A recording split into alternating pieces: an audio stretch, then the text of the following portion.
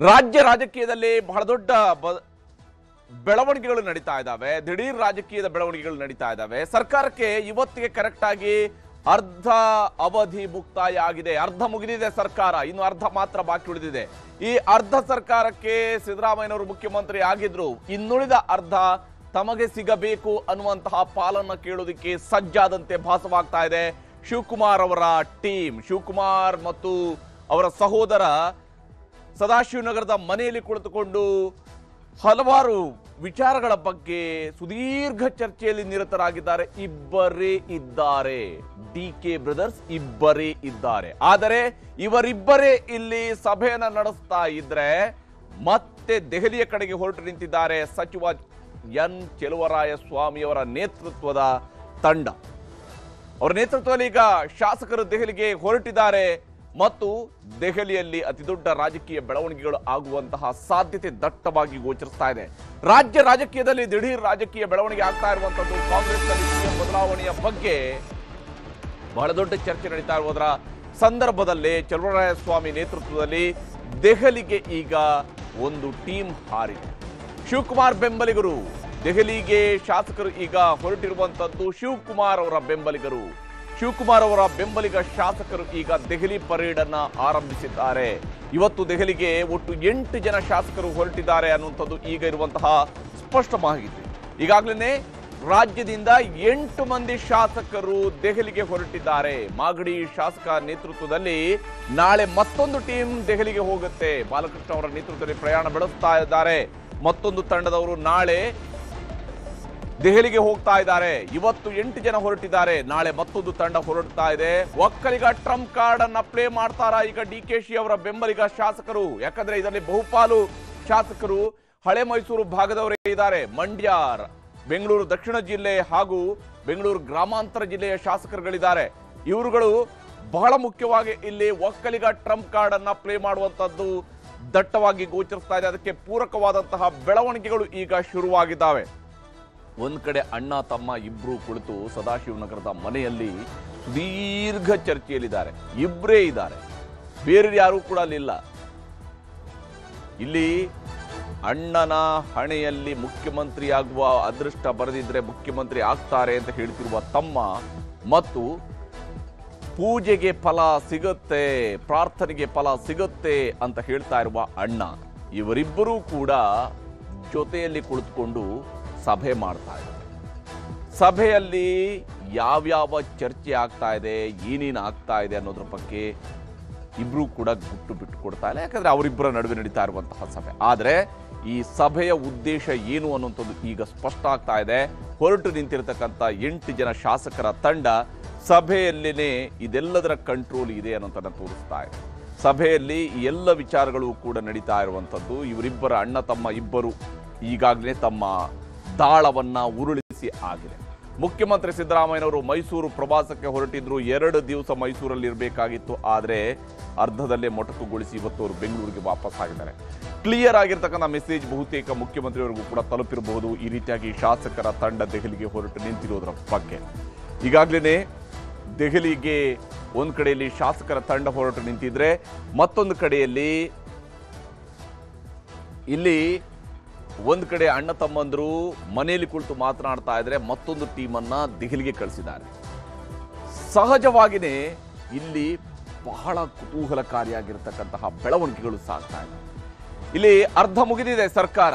ಇಬ್ಬರು ಜೊತೆಯಾಗಿ ಕೈ ಎತ್ತಿ ಇವತ್ತಿಗೆ 2.5 ವರ್ಷ ಆಯಿತು. 2.5 ವರ್ಷದ ಹಿಂದೆ ಕಂಠೀರವ ಸ್ಟೇಡಿಯಂನಲ್ಲಿ ನಡೆದಂತಹ ಪ್ರಮಾಣ ವಚನ ಸ್ವೀಕಾರ ಸಮಾರಂಭ ಕಾಂಗ್ರೆಸ್ ಅಧಿಕಾರಕ್ಕೆ ಬಂದಿತ್ತು. ಅಲ್ಲಿಗೆ ಇವತ್ತಿಗೆ ಅದು 2.5 ವರ್ಷದ ಹಿಂದೆ ಆಗಿರುವಂಥದ್ದು.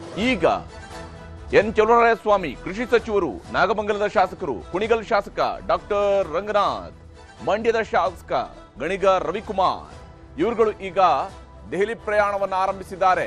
ಇವರ ಜೊತೆಗೆ ಸೇರಿಕೊಳ್ಳೋದಕ್ಕಿರುವಂತವರು ಮತ್ತು ಹೊರಟು ನಿಂತಿರುವಂತವರಲ್ಲಿ ಇಕ್ಬಾಲ್ ಹುಸೇನ್, ರಾಮನಗರದ ಶಾಸಕರು, ಮಾಗಡಿ ಶಾಸಕ SC ಬಾಲಕೃಷ್ಣ, ಆನೇಕಲ್ ಶಾಸಕ ಬಿ ಶಿವಣ್ಣ, ಇವರು ಕೂಡ ಈಗಾಗಲೇ ದೆಹಲಿಗೆ ಹೊರಟಿದ್ದಾರೆ.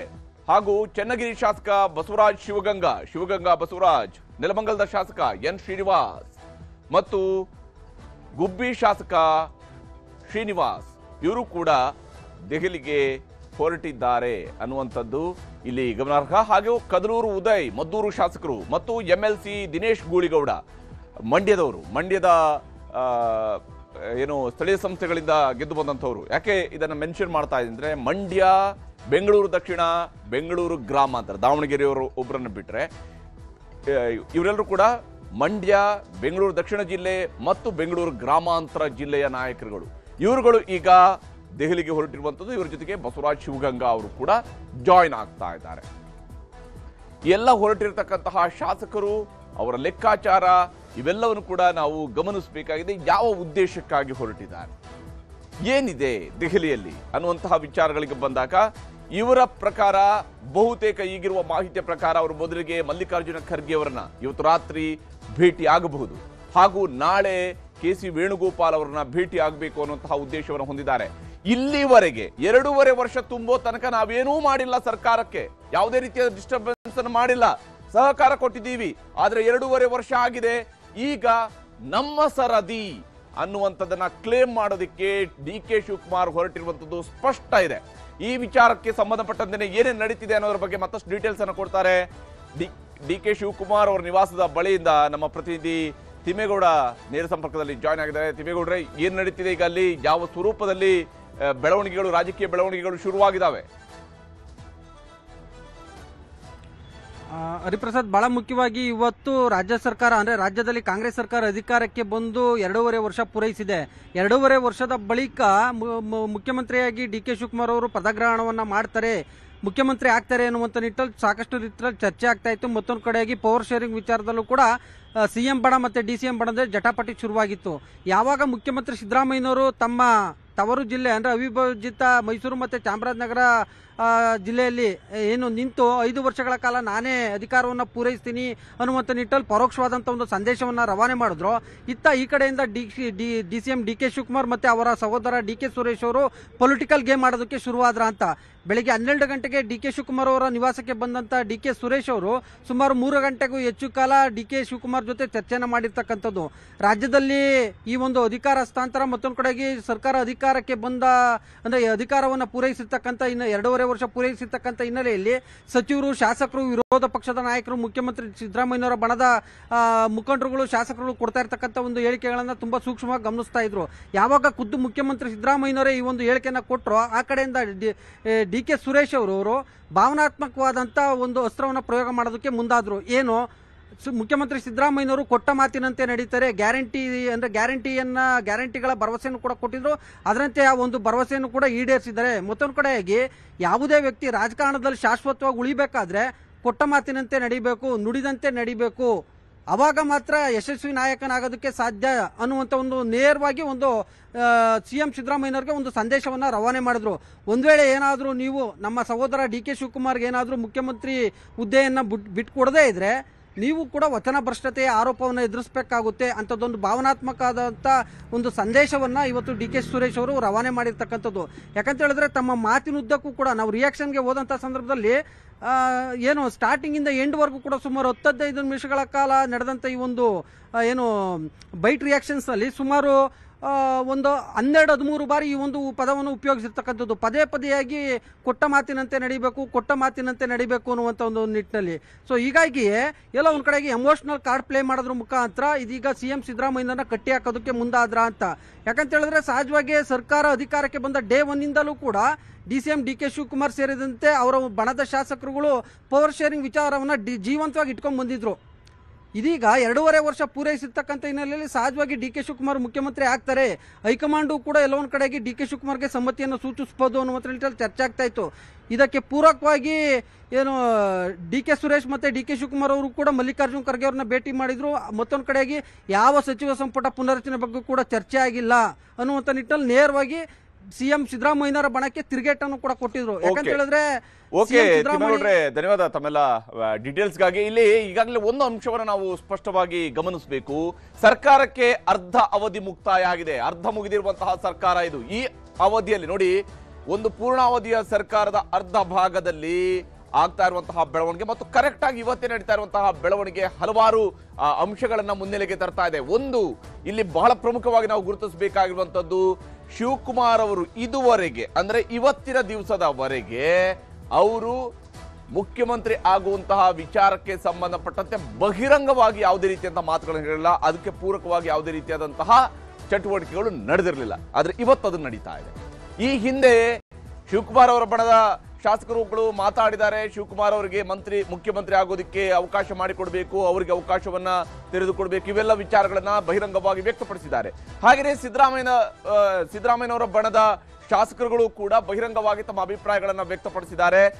ಸಿದ್ದರಾಮಯ್ಯನವರೇ ಮುಂದುವರಿಬೇಕು, ಅವರೇ 5 ವರ್ಷ ಇರಬೇಕು, ಸಿದ್ದರಾಮಯ್ಯನವರು ಇಲ್ದಿದ್ರೆ ಕಾಂಗ್ರೆಸ್ಗೆ ಕಷ್ಟ ಆಗುತ್ತೆ, ಈ ರೀತಿಯಾದಂತಹ ಅಭಿಪ್ರಾಯಗಳು ವ್ಯಕ್ತ ಆಗಿದ್ದಾವೆ. ಆದ್ರೆ ಎಕ್ಸಾಕ್ಟ್ ಇವತ್ತು ಅರ್ಧ ಮುಗಿದ ಸರ್ಕಾರದಲ್ಲಿ ಇನ್ನರ್ಧಕ್ಕೆ ಬೇಕಾದಂತಹ ಕ್ಲೇಮ್ ಈಗ ಮುನ್ನೆಲೆಗೆ ಬಂದಿರುವಂತದ್ದು ಸ್ಪಷ್ಟವಾಗಿ ಗೋಚರಿಸ್ತಾ ಇದೆ. ಇದು ರಾಜ್ಯ ರಾಜಕೀಯದ ಬಹಳ ದೊಡ್ಡದಾದಂತಹ ಬೆಳವಣಿಗೆ. ಇದುವರೆಗೆಲ್ಲ ನೋಡ್ತಾ ಇದ್ದಿದ್ದು ಕೇವಲ ಟ್ರೇಲರ್ಗಳು ಮಾತ್ರ. ಇದುವರೆಗೆ ಆಗಿರುವಂತದ್ದು ಕೇವಲ ಟ್ರೇಲರ್ಗಳು. ಈ ಹಿಂದೆ ಯಾರ್ಯಾರು ಏನೇನೆಲ್ಲ ಮಾತನಾಡಿದರೆ ಅವೆಲ್ಲವೂ ಕೂಡ ಟ್ರೇಲರ್ಗಳಿಗೆ ಸೀಮಿತ. ಆದ್ರೆ ಇವತ್ತಿನಿಂದ ಬಹುಶಃ ಕರ್ನಾಟಕದ ರಾಜಕೀಯದಲ್ಲಿ, ಅದು ವಿಶೇಷವಾಗಿ ಕಾಂಗ್ರೆಸ್ ಪಕ್ಷದಲ್ಲಿ ಪಿಕ್ಚರ್ ಶುರುವಾದಂತೆ ಗೋಚರಿಸ್ತದೆ. ಇದು ಎಲ್ಲಿಗೂ ಹೋಗುತ್ತೆ, ಕ್ಲೈಮ್ಯಾಕ್ಸ್ ಏನಾಗುತ್ತೆ ನೋಡ್ಬೇಕಾಗಿದೆ. ಬಹಳ ಇಂಟ್ರೆಸ್ಟಿಂಗ್ ಆಗಿರುವಂತದ್ದು. ಯಾಕಂದ್ರೆ ಸರ್ಕಾರದ ಸರ್ಕಸ್ ಬಹಳ ಜೋರಾಗಿ ಸಾಗ್ತಾ ಇದೆ. ರಾಜ್ಯ ಕಾಂಗ್ರೆಸ್ ಸರ್ಕಾರಕ್ಕೆ 2.5 ವರ್ಷ, ಇನ್ನೂ ಕೂಡ ಗೊಂದಲಗಳು ಮುಗಿದಿಲ್ಲ. ವಿಶೇಷವಾಗಿ ಇವತ್ತು ಈಗ ನಡೀತಾ ಇರುವಂತಹ ಬೆಳವಣಿಗೆಯನ್ನು ನಾವು ಗಮನಿಸ್ತಾ ಹೋದ್ರೆ, ಗ್ಯಾರಂಟಿಗಳ ಸಂಭ್ರಮದಲ್ಲಿದ್ದ ಸರ್ಕಾರದ ಸುತ್ತ ಈಗ ಅಧಿಕಾರದ ಹಂಚಿಕೆಯ ಮಾತು ಇದುವರೆಗೆ ಮಾತಾಗಿ ಕೇಳ್ತಿತ್ತು, ಈಗ ದೊಡ್ಡ ಶಬ್ದವಾಗಿದೆ. ಅದು ದೊಡ್ಡ ಸದ್ದು ಮಾಡೋದಕ್ಕೆ ಶುರು ಮಾಡಿದೆ. ರಾಜ್ಯ ಸರ್ಕಾರ ಈಗ ಅರ್ಧ ದಾರಿಗೆ ಬಂದು ನಿಂತಿರುವಂತದ್ದು ಸ್ಪಷ್ಟ ಇದೆ. ಅದಕ್ಕೆ ಪೂರಕವಾದಂತಹ ಬೆಳವಣಿಗೆಯನ್ನ ಸಿದ್ದರಾಮಯ್ಯನವರು ಪ್ರಮಾಣ ವಚನ ಸ್ವೀಕರಿಸಿದ ಆ ದಿವಸದ ಮಧ್ಯಾಹ್ನದಿಂದ ಇವತ್ತಿನ ಮಧ್ಯಾಹ್ನದವರೆಗೂ ಕೂಡ 2.5 ವರ್ಷವನ್ನು ಲೆಕ್ಕ ಹಾಕಿನೇ ಇವತ್ತು ಮಧ್ಯಾಹ್ನದ ನಂತರಕ್ಕೆ ಚಟುವಟಿಕೆ ಆರಂಭ ಆಗಿದೆ. ದೊಡ್ಡ ಮಟ್ಟದ ಚಟುವಟಿಕೆ ಆರಂಭ ಆಗಿದೆ. ಅಧಿಕಾರ ಹಸ್ತಾಂತರ, ಸಂಪುಟ ಪುನರ್ರಚನೆ, ಕೆಪಿಸಿಸಿ ಅಧ್ಯಕ್ಷರ ಬದಲಾವಣೆ ಎಲ್ಲವೂ ಕೂಡ ಸಸ್ಪೆನ್ಸ್ ಆಗಿದೆ. ಏನಾಗುತ್ತಾ ಇದೆ ಈ ಸರ್ಕಾರದಲ್ಲಿ ಬದಲಾವಣೆ ನಿಶ್ಚಿತ ಆಯ್ತಾ? ಹಾಗಾದ್ರೆ ನಾಯಕತ್ವದ ವಿಚಾರದಲ್ಲಿ ನಿಶ್ಚಿತವಾದಂತಹ ನಿರ್ಧಾರಕ್ಕೆ ಬರೋದಕ್ಕೆ ಸಾಧ್ಯ ಆಗುತ್ತಾ? ಯಾವ ಹಂತದಲ್ಲಿ ಬರ್ತಾರೆ? ಇದು ಈಗಿರುವಂತಹ ಕುತೂಹಲ. ದೆಹಲಿ ವಿಧಾನಸೌಧದಿಂದ ಸದಾಶಿವನಗರಕ್ಕೆ ಶಿಫ್ಟ್ ಆಗಿದೆ ಈ ಕುತೂಹಲ. ಯಾಕಂದ್ರೆ ಇದರ ಎಪಿಸೆಂಟರ್, ಇದರ ಕೇಂದ್ರ ಬಿಂದು, ಈ ಕಂಪನದ ಕೇಂದ್ರ ಬಿಂದು ಈಗ ಕನಕಪುರ ಬಂಡೆ ಖ್ಯಾತಿಯ ಶಿವಕುಮಾರ್ ಅವರ ನಿವಾಸ. ಸದಾಶಿವನಗರದಲ್ಲಿ ಕುಳಿತುಕೊಂಡು ಅಣ್ಣ ತಮ್ಮ ಇಬ್ರು ಸಭೆಯನ್ನು ನಡೆಸ್ತಾ ಇದ್ದಾರೆ. ಮತ್ತೊಂದು ಕಡೆಯಲ್ಲಿ 8 ಜನ ಶಾಸಕರು ದೆಹಲಿಗೆ ಹೊರಟಿದ್ದಾರೆ. ಬಹಳ ಕುತೂಹಲಕಾರಿಯಾದಂತಹ ಬೆಳವಣಿಗೆ ಇದು. ಸದಾಶಿವನಗರದಲ್ಲಿ ಅಣ್ಣ ತಮ್ಮ ಇಬ್ರು ಕೂಡ ಸ್ಟ್ರಾಟಜಿಯನ್ನು ಮಾಡ್ತಾ ಇದ್ದಾರೆ. ಅಣ್ಣ ತಮ್ಮ ರಾಜಕೀಯ ದಾಳ ಏನು ಅನ್ನೋದ್ರ ಬಗ್ಗೆ ಈಗ ಎಲ್ಲರ ಕುತೂಹಲ ಗರಿಗೆದರಿರುವಂತದ್ದು. ಎಲ್ಲೆಡೆಯೂ ಇರುವಂತಹ ಕುತೂಹಲ ಇದೆ ಇವಾಗ. ಯಾಕಂದ್ರೆ ಈ ಬಾರಿಯ ಬೆಳವಣಿಗೆ, ಇವತ್ತಿಂದ ಶುರುವಾಗಿರುವಂತಹ ಬೆಳವಣಿಗೆ ಎಲ್ಲಿಗೆ ಹೋಗಿ ನಿಲ್ಲುತ್ತೆ? ಇದನ್ನ ಹಾಗಾದ್ರೆ ನವೆಂಬರ್ ಕ್ರಾಂತಿಯಿಂದ ಹೇಳ್ತಾ ಇದ್ದಿದ್ದು, ಬಹುತೇಕ ಅದೇ ನವೆಂಬರ್ ಕ್ರಾಂತಿ ಶುರುವಾದಂತೆ ಗೋಚರಿಸ್ತಾ ಇದೆ. ಕ್ರಾಂತಿನೂ ಇಲ್ಲ, ಎಲ್ಲ ಭ್ರಾಂತಿ ಅಂತ ಹೇಳ್ತಾ ಇದ್ರು. ಇವತ್ತು ಖುದ್ದು ಮುಖ್ಯಮಂತ್ರಿಯವರು ಹೇಳಿದ್ರು ಕ್ರಾಂತಿ ಇಲ್ಲ, ಭ್ರಾಂತಿ ಅಂತ ಹೇಳಿದ್ರು. ಆದ್ರೆ ಈಗ ನಡೀತಾ ಇರುವಂತದ್ದು ಏನು? ಇದು ಯಾವ ರೀತಿಯಾದಂತಹ ಬೆಳವಣಿಗೆ? ಇದು ಬಹಳ ಬಹಳ ಬಹಳ ಕುತೂಹಲ ಇರುವಂತದ್ದು. ಯಾಕಂದ್ರೆ ಯಾರಿಗೂ ಕೂಡ ಭೇಟಿಗೆ ಸಮಯಾವಕಾಶವನ್ನು ಕೂಡ ಕೊಡದೇನೆ ಸುಮಾರು 3 ಗಂಟೆಗಳ ಕಾಲ ಅಣ್ಣ ತಮ್ಮ ಇಬ್ಬರೇ ಕುಳಿತು ಮಾತನಾಡಿದ್ದಾರೆ. ಬಹಳಷ್ಟು ವಿಚಾರಗಳ ಬಗ್ಗೆ ಮಾತನಾಡಿರ್ಬೇಕು ಅವರು. ಮತ್ತು ಅವರಿಬ್ರು ಮಾತನಾಡ್ತಾ ಇರುವ ಸಂದರ್ಭದಲ್ಲಿ ಬಹಳಷ್ಟು ಫೋನ್ ಕರೆಗಳು ಕೂಡ ಹೋಗಿರಬಹುದು, ಅಥವಾ ಅದು ಪೂರ್ವ ನಿರ್ಧಾರಿತವೂ ಕೂಡ ಆಗಿರಬಹುದು. ಇಲ್ಲಿ ಒಂದು ಅಂಶವನ್ನು ಗಮನಿಸಬೇಕು. ಎನ್ ಚೆಲುವರಾಯಸ್ವಾಮಿ ಅವರ ನೇತೃತ್ವದಲ್ಲಿ ನಿಯೋಗ ದೆಹಲಿಗೆ ಹೊರಟಿರುವಂತದ್ದು. ಕೃಷಿ ಸಚಿವ ಎನ್ ಚೆಲುವರಾಯಸ್ವಾಮಿ ಅವರ ನೇತೃತ್ವದಲ್ಲಿ ಹೊರಟು ನಿಂತಿರತಕ್ಕಂತಹ ತಂಡ ಇದು. ಚೆಲುವರಾಯಸ್ವಾಮಿ ಅವರು ನಾಗಮಂಗಲದ ಶಾಸಕರು. ಮಂಡ್ಯ, ಬೆಂಗಳೂರು ದಕ್ಷಿಣ, ಬೆಂಗಳೂರು ಗ್ರಾಮಾಂತರ, ಈ 3 ಜಿಲ್ಲೆಗಳ ಕಾಂಗ್ರೆಸ್ ಶಾಸಕರುಗಳೆಲ್ಲರೂ ಕೂಡ ಈಗ ಹೊರಟಿ